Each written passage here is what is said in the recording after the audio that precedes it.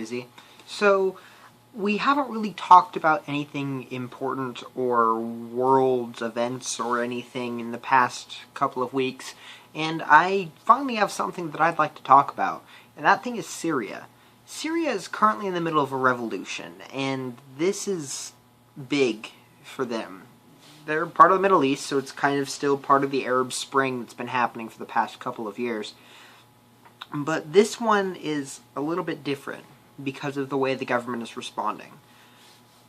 The government the government of Syria is believed to have used chemical weapons against their civilians to try and stop the revolution. And the chemicals that appear to have been used would have been sarin gas, which is very, very bad nerve gas, and very deadly and very painful in the death. And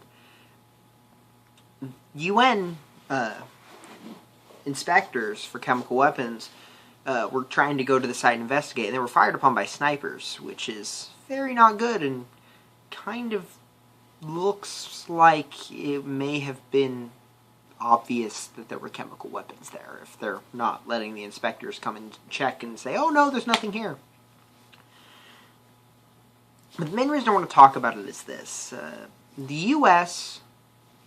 has kind of always been a little bit of the world police, and we need to stop that. President Obama wants to go to attack Syria as a response to them using chemical weapons on their own people. And while I understand that the U.S. really doesn't stand for chemical weapons use anymore, at least not after Vietnam, World War II, Korea, all of these wars that we've been in where we've used them, and we are currently going through the destruction of our stockpile, thanks to something called CWC, I believe it was. I just looked it up, and now it's gone because I deleted the tab, because I got distracted by things like Miyazaki retiring. But we need to stop being the world police. We're America, yes, but we're not the ones who govern the world. We're not the big kid on the block. That's the UN. The UN is the one who gets to say, hey, you guys, go and help us here, because this is horrible and a travesty. No, that's how it should be. Not us just going and saying, that guy used something we don't like, so go kill him. Yeah. That's not okay. We're not a 2-year-old. We're a nation. We don't get to go and hurt people just because they did something we don't like. And we especially don't get to do it without permission from Congress.